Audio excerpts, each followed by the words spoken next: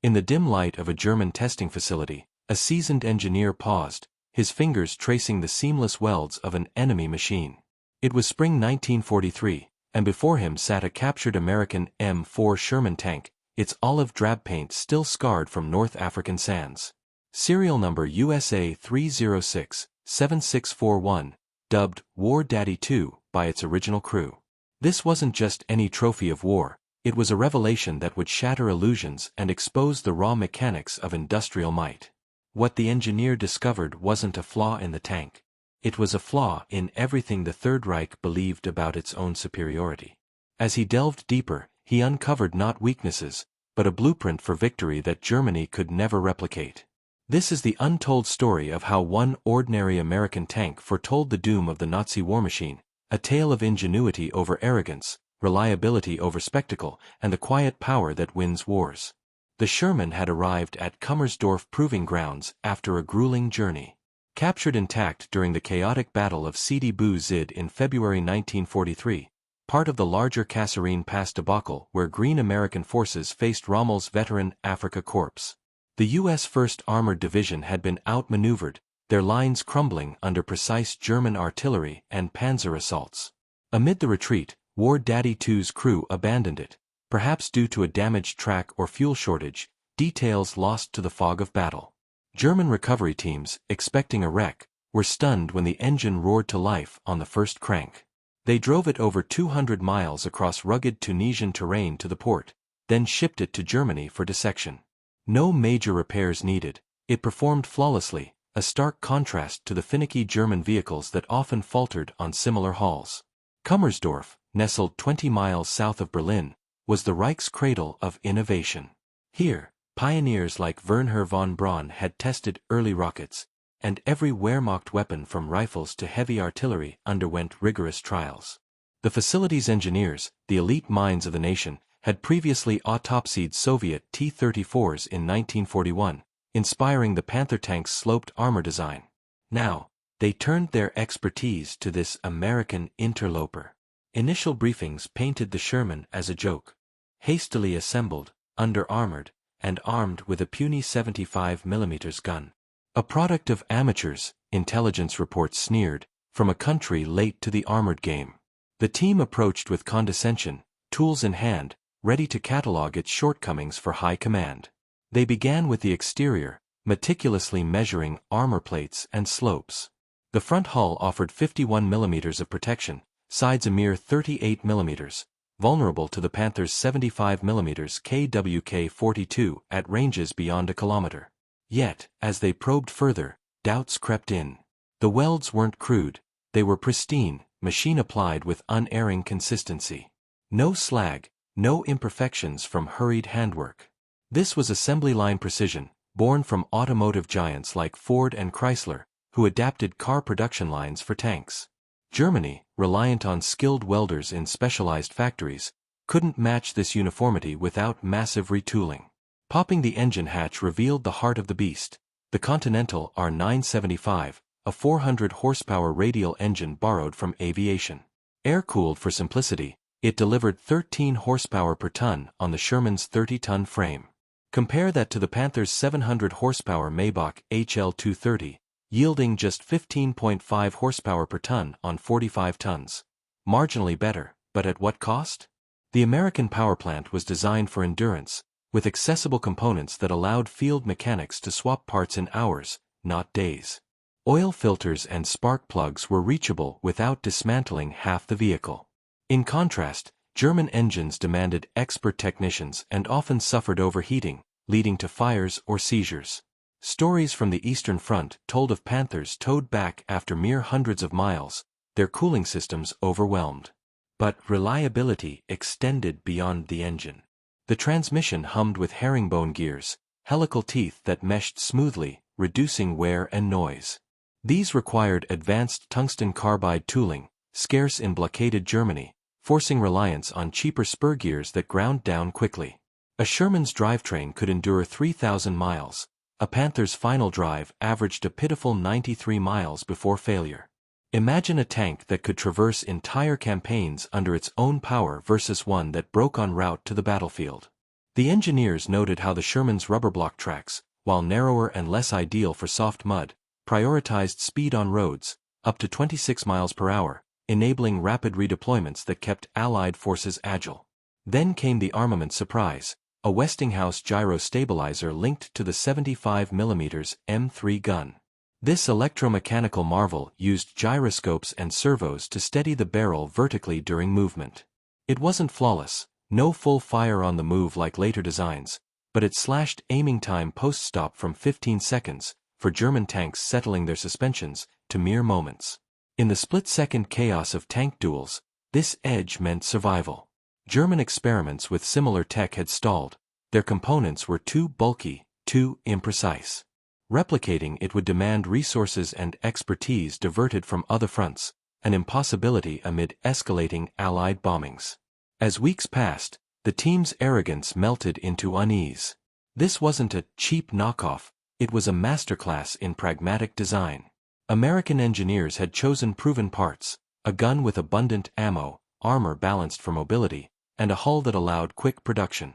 Over 49,000 Shermans would roll off lines by war's end, dwarfing Germany's 6,000 Panthers and 1,300 Tigers. The philosophy was clear: build many that work, not few that dazzle. Albert Speer, Reich Minister of Armaments, visited later that year, poring over reports. He saw the implications: Germany's obsession with technical perfection, sloped armor, high-velocity guns, came at the expense of logistics. Shermans could be serviced by conscripts. Panthers needed factories. In his post-war writings, Speer admitted this insight haunted him, revealing how Allied industrial adaptability outpaced Nazi rigidity. Yet, high command clung to illusions. In a staged demo at Hillersleben, the Sherman faltered on a sandy 30-degree incline, its tracks slipping while a Panther conquered it effortlessly. Generals cheered, dismissing the American machine. They ignored the engineers' warnings. The Sherman had already proven its mettle crossing deserts, climbing Italian mountains deemed impassable. It embodied a war of attrition Germany couldn't win. This examination wasn't just technical, it was prophetic. As the Allies geared up for invasion, the Sherman's strengths would multiply. Variants with better guns, wet ammo storage reducing fires, and sheer numbers overwhelming elite foes. Crews like those in the 3rd Armored Division praised its dependability, echoing German ace Alfred Rubbel's envy. It starts like a car. In the end, wars are won by machines that show up, ready to fight. War Daddy II whispered that truth in 1943, a harbinger of the Reich's fall. The revelation at Kummersdorf didn't end with technical admiration, it deepened into a grim recognition of strategic doom. The engineers compiled thick reports, pages filled with measurements, diagrams, and stark comparisons. They highlighted how the Sherman's design choices, seemingly modest, created an unbreakable cycle of availability. While German tanks demanded precision craftsmanship, the American one thrived on simplicity and interchangeability. Parts from different factories snapped together without custom fitting. A damaged Sherman could often be cannibalized for spares on the spot, keeping sister vehicles rolling forward. In German units, a single failed component could sideline an entire platoon for weeks, awaiting rare replacements shipped from distant factories under constant threat of air attack. This disparity wasn't abstract. By mid-1943, as the Allies pressed in Italy, field reports began echoing the Kummersdorf findings. German panzer crews operating in mountainous terrain watched Shermans scramble up slopes their own vehicles couldn't tackle without risking breakdowns. The American tank's power-to-weight balance, combined with its lighter footprint, allowed it to maneuver where heavier Panthers and Tigers bogged down or overheated. One captured dispatch from the 26th Panzer Division noted that Shermans roamed freely across open valleys, while German armor stuck to narrow trails, limiting their tactical flexibility. Crews envied the ease: start the engine, drive, fight, repair if needed, all without elaborate rituals. Yet the high command remained fixated on spectacle. The Hillersleben demonstration lingered in their minds like a comforting myth. The Sherman's slip on loose sand became proof of inferiority, ignoring that it had already traversed hundreds of miles of desert to reach any battlefield. Engineers who had lived inside the machine pleaded for attention to the internals, the gears that didn't scream in protest, the engine that cooled itself without drama, the stabilizer that shaved precious seconds from reaction time. Their warnings were buried under optimism. Production priorities stayed locked on elite designs, Tigers for breakthrough power, Panthers for balanced superiority. Quantity was dismissed as an American weakness, not a strength. Reality intruded brutally in 1944. As D-Day unfolded and Allied forces poured into Normandy, the Shermans' numbers told their own story. Factories in Detroit, Lima, and Fisher Body churned out thousands monthly. Variants evolved rapidly. The 76mm gun for better anti-tank punch, wet ammunition storage to reduce catastrophic fires, duckbill tracks for softer ground. Crews adapted too, learning to flank, use terrain, and call in artillery or air support. German panzers, magnificent on paper, arrived in dribbles. Operational rates plummeted, often below 50% in heavy units. Transmissions failed after short marches, final drives cracked under stress, engines seized from dust-clogged filters. Abandoned Panthers lined retreat routes, not from enemy fire, but from mechanical betrayal. Consider the human cost. A German tanker in a Panther might command the most lethal gun on the field, capable of piercing Shermans at extreme range.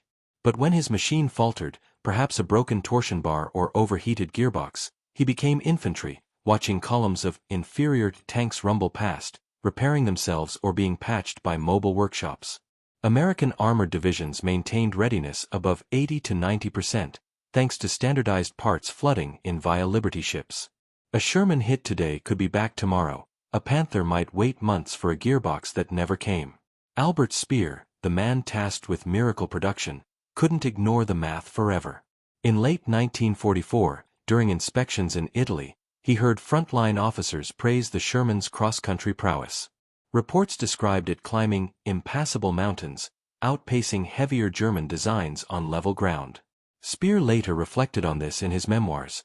The Sherman embodied a strategy of mobility and endurance, not raw power. He saw how American logistics, trucks, fuel, spares, supported endless operations, while Germany's rail-dependent system crumbled under bombing. No reorganization could close the gap.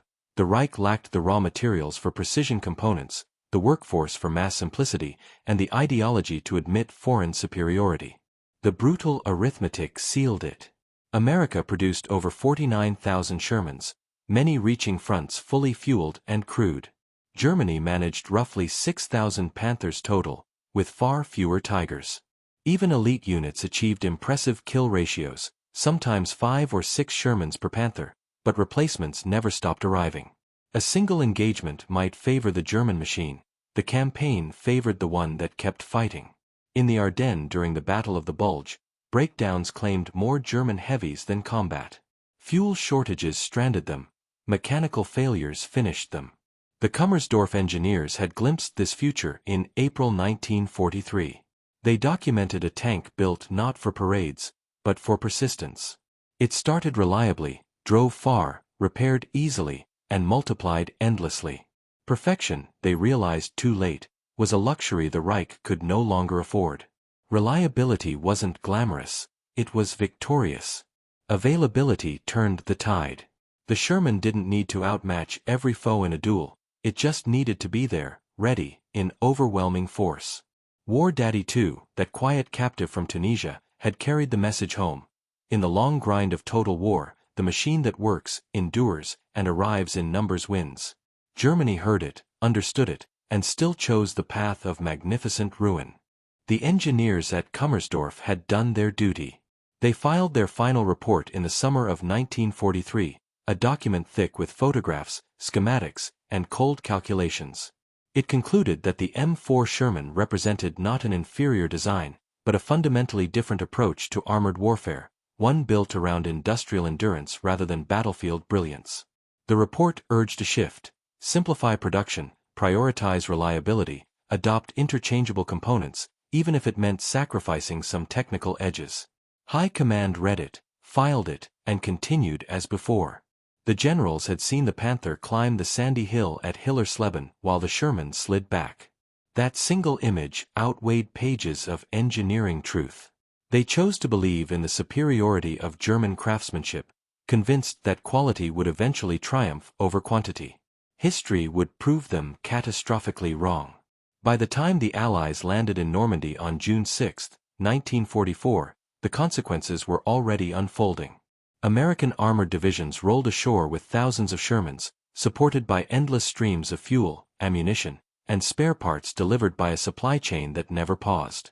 German panzer reserves, scattered and depleted from years of attrition, arrived piecemeal. Many never reached the front intact. The 12th SS Panzer Division Hitlerjugend, for example, lost dozens of Panthers to mechanical failure during approach marches before firing a shot. Transmissions burned out, final drives shattered, engines overheated in the summer heat. Crews abandoned vehicles along French roadsides, marking their retreat with smoking hulks that had never seen combat. The Sherman's advantages multiplied in the bocage country of Normandy. Its narrower profile slipped through hedgerows where heavier Panthers became trapped. The gyrostabilizer allowed gunners to acquire targets faster after short halts, turning defensive positions into deadly ambushes. When hit, Shermans often burned, earning the grim nickname Ronson after the lighter that lit every time. But improved wet storage racks and fire suppression systems reduced that vulnerability over time. Most critically, when one was knocked out, another appeared the next day. American repair teams worked around the clock in forward depots, swapping engines or tracks in hours using standardized tools. German recovery units struggled just to tow broken Panthers off the road, let alone repair them under artillery fire. The statistics from the campaign were damning. During the retreat from Falaise in August 1944, roughly half of all lost Panthers were destroyed by their own crews after breakdowns rendered them immobile. Not from American shells, but from mechanical exhaustion. Tigers fared no better, their complex interleaved road wheels clogged with mud, requiring days of labor to free. Meanwhile, Shermans kept pace with infantry advances, crossing rivers on pontoon bridges, climbing hills that German maps labeled impassable for armor. Frontline reports from the 3rd Armored Division described Shermans scrambling up steep grades in the Ardennes foothills, outflanking static German positions while Panthers waited for tow trucks that never arrived. Albert Speer, watching from Berlin, understood the trap too clearly. In private conversations and later in his memoirs, he described the moment of realization. Germany's war economy had optimized for the spectacular single engagement, not the sustained campaign. The Sherman was proof that victory belonged to the side that could replace losses fastest and keep machines operational longest. Speer pushed for rationalization, fewer types, simpler designs, but the regime's ideology resisted. Admitting that American mass production was superior meant questioning the myth of Aryan technical mastery. So they doubled down on wonder weapons, heavier Tigers, experimental super-heavy designs, jet fighters that arrived too late. Each diversion pulled resources from the tanks that could have fought today. The final proof came in the winter of 1944-45 during the Ardennes offensive. Germany gambled everything on a last armored thrust, assembling nearly every operational Panther and Tiger. The plan relied on surprise, speed, and shock. Instead, they met fuel shortages, freezing mud, and relentless mechanical attrition. By the second week, over 60% of heavy tank losses were non-combat, breakdowns, abandoned vehicles, running out of fuel while waiting for supplies that American air interdiction had severed. Shermans, by contrast, maintained high readiness even in snow. Mobile workshops followed the advance, parts flowed from rear areas, and crews kept fighting. The bulge collapsed not because German tanks were outgunned in every duel, they often weren't, but because too many never made it to the duels at all. War Daddy 2, that single captured Sherman examined in the spring of 1943, had carried a message the Reich refused to hear. It was reliable. It was maintainable. It was producible in numbers that defied imagination. Its engine started on the first try after a desert crossing. Its gears lasted thousands of miles. Its crew could service it with basic tools. These were not glamorous qualities. They did not win individual heroics or produce legendary aces. But they won wars. The engineers who spent weeks inside its hull knew the truth long before the generals did. They saw a philosophy that valued persistence over perfection, availability over raw capability. They documented every advantage, every shortcut that made the Sherman endure where Panthers failed. Their reports gathered dust while the Allies built, shipped, repaired, and replaced at a pace Germany could never match. In the end, the Second World War was decided not in the thunder of a single tank duel, but in the quiet mathematics of production lines, spare parts depots, and operational readiness rates. America built 49,234 Shermans. Germany built roughly 6,000 Panthers and 1,347 Tigers. The ratio was merciless. Even when a Panther destroyed 5 Shermans before being knocked out, 6 more arrived the next morning, while the Panther sat broken, waiting for a part that would never come. War Daddy 2 was more than a captured tank. It was a warning, delivered in April 1943 at Kummersdorf Proving Grounds. A warning that reliability beats spectacle, that quantity backed by quality wins the long fight, and that no amount of engineering genius can overcome a system designed for endurance. The German engineers understood it. The High Command did not. And because they did not listen, the machine that started when you pushed the button rolled on to Berlin, while the machines of perfection rusted beside the roads of Europe. That is the legacy of one ordinary Sherman tank. Not the story of how it lost battles, but how it ensured the war was won.